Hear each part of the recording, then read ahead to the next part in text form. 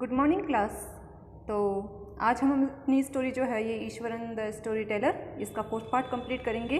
पहले के 3 पार्ट मैंने आपके लिए अपलोड किए हैं। आई होप वो आपने रीड किए होंगे, अच्छे से आपको स्टोरी समझ में आई होगी। लास्ट जहाँ से हमने इस स्टोरी को छोड़ा था वहीं से आज हम इस स्टोरी को थोड़ा आगे बढ़ाएंगे। लास्ट हमने इसमें ये पढ़ा था कि जो ईश्वरन है उसमें जो कहानी सुनाने की जो स्किल थी बड़े ही अच्छे तरीके से वो सुनाता था। जो हाथियों से रिलेटेड जो वो स्टोरी अपने को नरेट कर रहा था उसमें क्या है कि एक वो जो मेड आती है उनके स्कूल में बिल्डिंग में आ जाता है जिस टाइम वो बच्चा होता है, तो किस तरीके से उसने पूरा मतलब कि अपनी ब्रेवरी दिखाई थी और उस हाथी को मार डाला था, बेहोश कर दिया था। यहाँ तक हमने इस स्टोरी को पढ़ा था। आज हम इस स्टोरी को आगे बढ़ाएंगे। वैसे आपको पता होगा ये स्टोरी आर के लक्ष्मण ने लिखी है। स्टोरी में 2 कैरेक्टर है, एक तो है ईश्वरन और एक है महेंद्र। महेंद्र जो है एक कंपनी के अंदर जो है कि जूनियर सुपरवाइज़र है और जो ईश्वरन है वो महेंद्र का कुक है, उसके लिए खाना बनाता है, उसके लिए बहुत से वो काम करता है। बैचलर है महेंद्र, उसकी नीड्स कम है इसलिए कहीं पे भी उसका ट्रांसफ़र हो जाता है और ईश्वरन भी उसके साथ में बिना कुछ सवाल क्रिएट किए चले जाता है क्योंकि उससे उसका अटैचमेंट हो जाता है। जो कोई भी ईश्वरन जो स्टोरी नरेट करता है उसको मतलब कि बहुत अच्छे मैनर में नरेट करता है। तमिल जो है बुक्स उसको पढ़ने का शौक़ था, कई सी स्किल्स उसके अंदर थी, अच्छा भोजन वो पका सकता है। ये सारा कुछ हमने इस स्टोरी में पढ़ा था। अब तक जो हमने अकाउंट पढ़ा इस स्टोरी का ईश्वरन के बारे में। अब हम थोड़ा आगे बढ़ते हैं। ये स्टोरी मैंने कल यहाँ छोड़ी थी, कोलैप्स तक मैंने पढ़ा था। आज मैं थोड़ा आगे पढ़ूंगी और जो कोई भी टिपिकल वर्ड्स आएंगे हमेशा की तरह मैं उनको पॉइंट आउट कर दूंगी या फिर मार्क कर दूंगी। अदरवाइज़ मैं ओरल आपको बताऊंगी, आप लोग अपनी नोटबुक लेके बैठे हो उसमें उनको नोट कर लेना। ऑलराइट, तो अब स्टार्ट करते हैं। At this point, Ishwaran would leave the story unfinished and get up mumbling, I will be back after lighting the gas and warming up the dinner. तो यहाँ पर देखिए मम्बलिंग जो वर्ड दे रखा है, मम्बलिंग वर्ड का मतलब होता है बुदबुदाना या फिर फुसफुसाहट करना, जो मन ही मन में अपन बोलते हैं ना। MUMBLING, मम्बलिंग का मतलब होता है बुदबुदाना। अनफिनिश्ड यानी कि अधूरी। At this point, Eswaran would leave the story unfinished and get up mumbling. इस पॉइंट पे जो है ईश्वरन अपनी जो स्टोरी है वो आधी छोड़ देता है और वो बुदबुदाते हुए कहता है I will be back after lightening the gas and warming up the dinner. मैं अभी कुछ ही क्षण में, कुछ ही देर में जो भोजन है उसको गर्म करके आता हूँ। ठीक है ना। लाइटनिंग द गैस का मतलब आप लोग जानते हो, ये बताने की मुझको ज़रूरत नहीं है। Mahendra who had been listening with rapt attention would be left hanging. अब हैंगिंग का मतलब वैसे तो लटकने से होगा लेकिन यहाँ पर बीच मझधार से होगा। ठीक है ना। स्टोरी जब हम पढ़ेंगे आगे तो हमको पता चलेगा ये जो हैंगिंग है यहाँ पर इसका मतलब बीच मझधार से होगा। और ये रेप्ट है, रेप्ट का मतलब होता है कि बड़े ही मतलब कि खो जाना, तल्लीन हो जाना, किसी चीज़ में मग्न हो जाना। RAPT, रेप्ट का मतलब होता है किसी चीज़ में तल्लीन हो जाना, खो जाना। पढ़ते हैं आगे। महेंद्र वो had been listening with wrapped attention would be left hanging. Mahendra जो कि इस स्टोरी को बड़े ही तल्लीन होकर, मग्न होकर सुन रहा होता था, वो बीच मझधार में ही अटक जाता था। कैसे? क्योंकि इन बीच में क्या होता था, ईश्वरन कोई और काम करने के लिए चला जाता था। When he return, Iswaran would not pick up the thread of the story right away. जब वो अपना काम करके वापस आता था, कौन? ईश्वरन।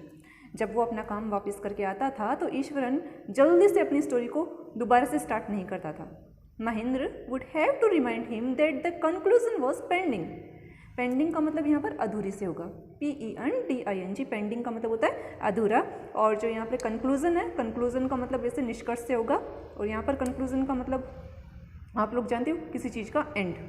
ठीक है। रिमाइंड, REMIND, रिमाइंड का मतलब होता है कि याद दिलवाना। और कंक्लूजन का मतलब निष्कर्ष या कि फाइनल पार्ट, जो भी आपका एंड हो वो। ठीक है।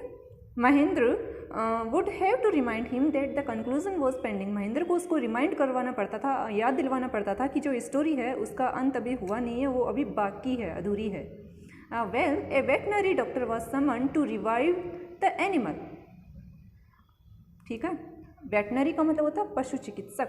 पशु चिकित्सक तुम लोग जानते हो, जानवरों के जो डॉक्टर होते हैं उसके लिए बोला जाता है। आगे जो वर्ड दे रखा है समंड, SUMMONED। समंड का मतलब होता है बुलावा भेजना। ठीक है। वो आगे है रिवाइव द एनिमल। रिवाइव का मतलब होता है एक तरीके से ठीक करने से, यहाँ पर ठीक करने से होगा इसका मतलब। चलिए इसका अर्थ देखते हैं। Well, a veterinary doctor was summon to revive the animal. अच्छा, फिर एक पशु चिकित्सक को उस एनिमल को यानी कि उस बीस्ट को जो हाथी था उसको सही करने के लिए बुलाया गया था। Eswaran would श्रक casually 2 days later it was led away by its महावत to the jungle। श्रक कैजुअली का मतलब, श्रक का मतलब एक तरीके से अपने शोल्डर्स को ऊपर कर लेते हैं ना, उचका लेते हैं, उसके लिए वर्ड बोला जाता है। Eswaran would श्रक casually 2 days later it was led away by its महावत to the jungle। दो, अब जो इतना सुनकर जो है कि मतलब कि ईश्वरन ने क्या किया था, अपने वो अजीब मैनर में अपने कंधे उचकाए और उसने कहा कि अच्छा, फिर 2 दिन बाद में उसको महावत में जंगल द्वारा ले जाया गया। महावत में जंगल ले गया, जंगल में महावत ले गया, ठीक है ना, एक ही बात है। Well how did you manage to do it Iswaran, how did you bring down the beast. अब देखो इतने बड़े हाथी को अपने चाइल्डहुड में जब वो ईश्वरन गिरा देता है तो ऑब्वियसली लोग बाग तो सरप्राइज होंगी ना। महेंद्र क्या कम था, वो भी मजे ले रहा था उसके, तो महेंद्र उसको पूछ लेता है कि well how did you manage to do it Iswaran, how did you bring down the beast. अच्छा ये बताओ ईश्वरन कि तुमने ये सब कैसे किया, तुमने उस हाथी को कैसे नीचे गिरा दिया। It has something to do with a Japanese art, I think sir karate और jujitsu is called.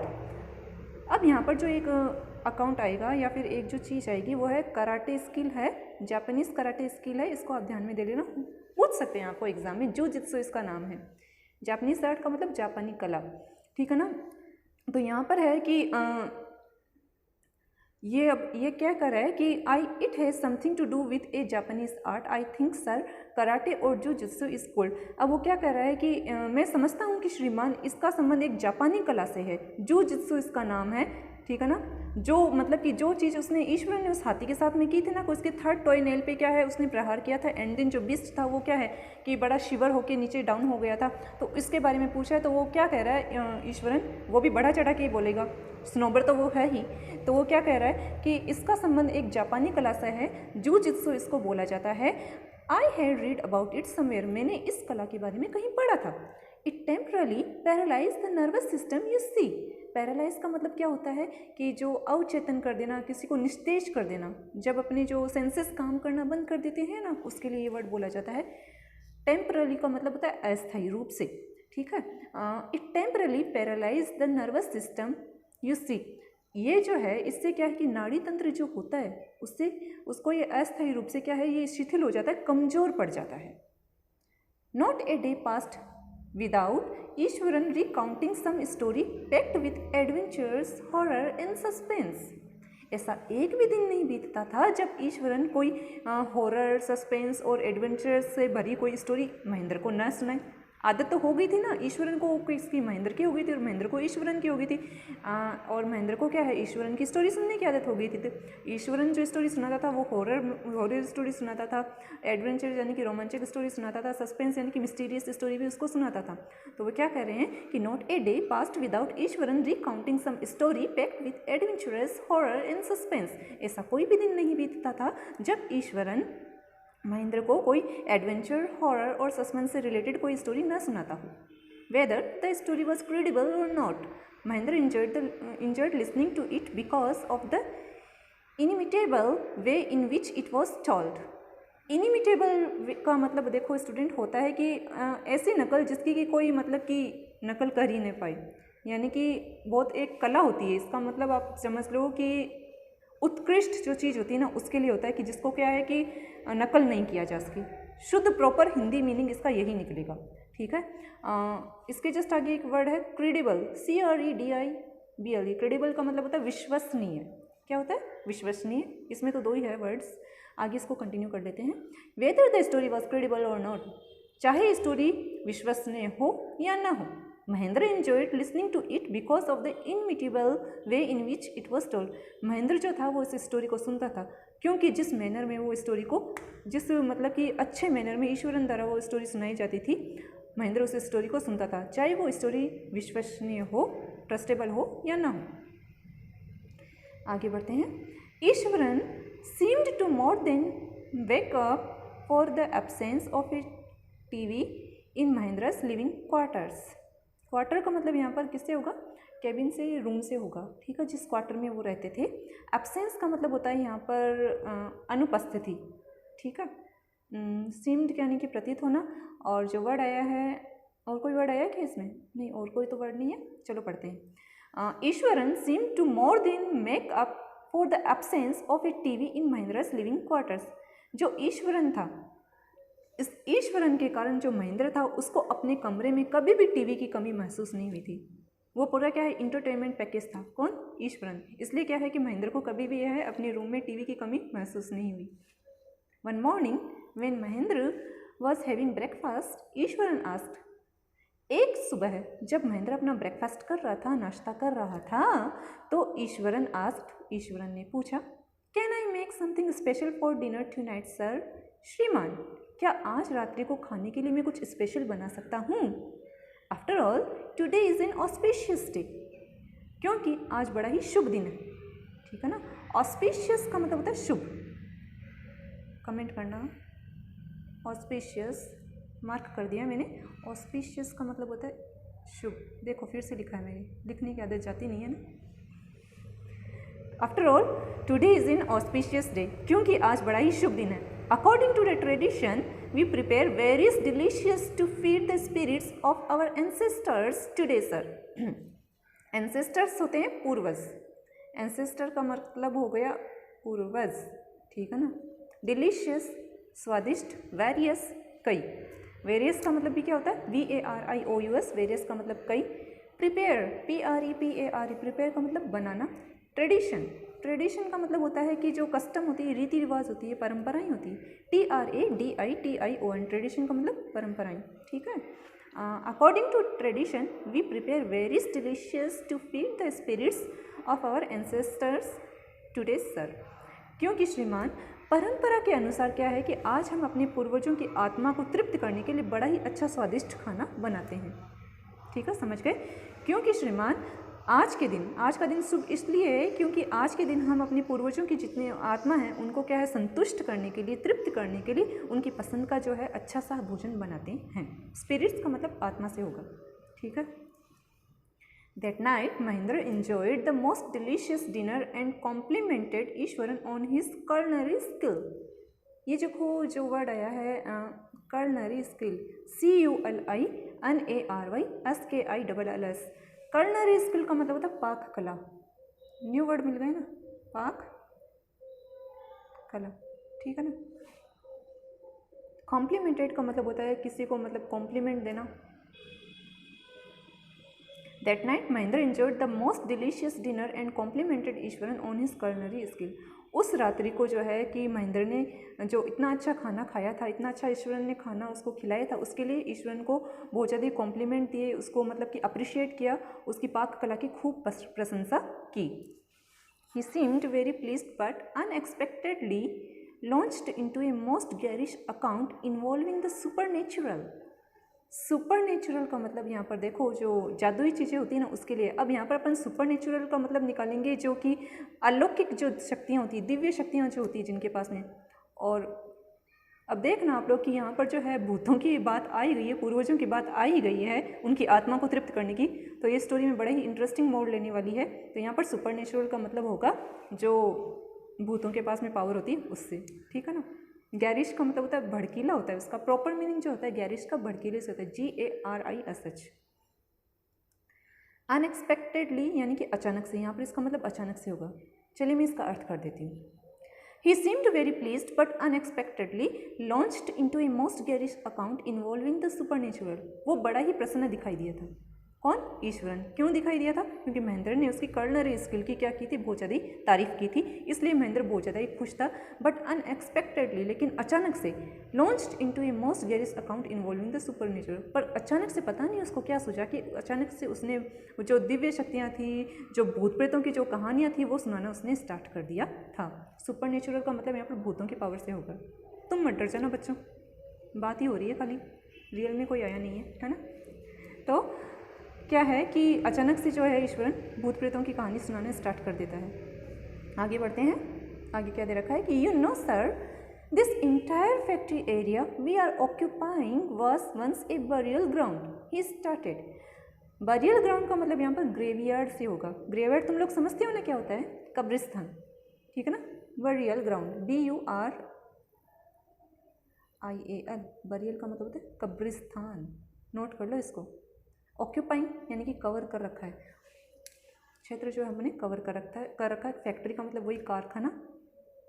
You know, sir, this entire factory area we are occupying was once a burial ground. He started. फिर उसने अपनी कहानी ये कहकर सुनाना start की कि आप जानते हैं श्रीमान, जो एरिया, जो कारखाना वाला जो एरिया हमने ऑक्यूपाई कर रखा है, जिसमें हम रह रहे हैं, वो पहले एक कब्रिस्तान हुआ करता था। Mahendra was jerked out the pleasant reverie he had drifted into after the satisfying meal. अब देखो, jerked out, JERKED, jerked out का मतलब होता है झटका, किसी चीज़ का झटका लगना अचानक से, उसके लिए वर्ड बोला जाता है। प्लीजेंट, मस्त, सुहावना, PLEASANT, सुहावना। रेवरी, REVERIE, रेवरी का मतलब होता है दीवा स्वप्न, खुली आंखों से जो सपने देखे जाते हैं, खुली आंखों से जो सपने देखते हैं, डे ड्रीमर्स उनको हम बोलते हैं, वो, ठीक है ना। और ड्रिफ्टेड का मतलब होता है DRIFTED, ड्रिफ्टेड का मतलब होता है विचरण करना, घूमना फिरना। चलो मैं इसका अर्थ कर देती हूँ। Mahendra was jerked out of the pleasant reverie he had drifted into after the satisfying meal. इतना स्वादिष्ट खाने के बाद में महेंद्र जो था वो इसने भूत प्रेतों की जो कहानी जो सुन रहा था वो, ठीक है ना, जो क्या है वो इतना अच्छा खाना खाने के बाद में जो महेंद्र अपने दीवा सपनों में खो गया था, तो अचानक से ऐसे भूत प्रेतों वाली स्टोरी सुनकर उसको बड़ा झटका सा लगा। आपको भी लगेगा, मुझे भी लगेगा अगर कोई डरावनी चीज़ सुनाएंगे तो। आगे क्या होता है कि I know on the first day itself when I saw a human school lying on the path. Path का मतलब होता है मार्ग या फिर रास्ता, मार्ग या फिर रास्ता, ठीक है। स्कल, स्कल का मतलब तुम लोग जानते हो, एक तो होता है स्केलेटिन, स्केलेटिन का मतलब कंकाल, और उसी में जो स्कल होता है, खोपड़ी होती है ना, जो खोपड़ी ज़्यादातर अपन देखते हैं ना शोज वगैरह में, जो जादू टोना वगैरह करते हैं, खोपड़ी सा लेके बैठे रहते हैं, डेंजर वाला मार्ग, वही है, ठीक है ना। तो यहाँ पर क्या है कि I know on the first day itself when I saw a human school lying on the path. ये तो श्रीमान मैं पहले ही दिन से जानता था, जब पहले दिन हम यहाँ पर रहने आए थे ना, तो मुझे उसी दिन ये पता चल गया था कि इस मार्ग में जब मैंने पहली बार जो खोपड़ी देखी थी, मानव खोपड़ी देखी थी, तो मुझे उसी दिन यहाँ पर पता चल गया था कि यहाँ पर तो कब्रिस्तान था पक्के में। Even now I come across A number of skull and bones. Eswaran continued, Eswaran क्या कहकर जारी रखता है कि उसके बाद से लेकर अब तक मैंने लगातार कई सी मात्रा में जो है हड्डियां और खोपड़ियां देखी है। ईश्वरन अपनी स्टोरी को कंटिन्यू रखता है। इंटरेस्टिंग लगी होगी शायद ये स्टोरी आपको। आज मैं यहाँ पर यहीं तक आपको पढ़ाऊंगी, ठीक है ना। आगे की जो ये स्टोरी है हम 2 पार्ट्स में और कंप्लीट कर लेंगे। इतनी जो आपको मैंने स्टोरी पढ़ाई है, जिसमें मैंने आपको वर्ड्स बताए हैं, वैसे तो कोई टिपिकल वर्ड थे नहीं, जो थे मैंने आपको बता दिए, आप लोगों ने नोट डाउन कर लिए होंगे। अच्छे से इसको रीड करना, अच्छे से पढ़ाई करना, वर्ड मीनिंग्स याद कर लेना, वोकेबलरी स्ट्रॉन्ग होना जरूरी है। ये मैं हर बार कहती हूँ आपको। ग्रामर की क्लास होती है उसमें भी, और जो ये तुम्हारी ऑनलाइन क्लास चल रही है इसमें भी, जिसमें मैं टेक्स्ट बुक कंप्लीट करवा रही हूँ, सारा कुछ आपको पढ़ना है अच्छे से, ठीक है ना। अच्छे से पढ़ना। नेक्स्ट चैप्टर हम बाद में कंप्लीट करेंगे। कल आप लोग इस चैप्टर की रीडिंग लगा के आएंगे, थोड़ा कुछ मैं आपसे भी पूछूंगी। Thank you.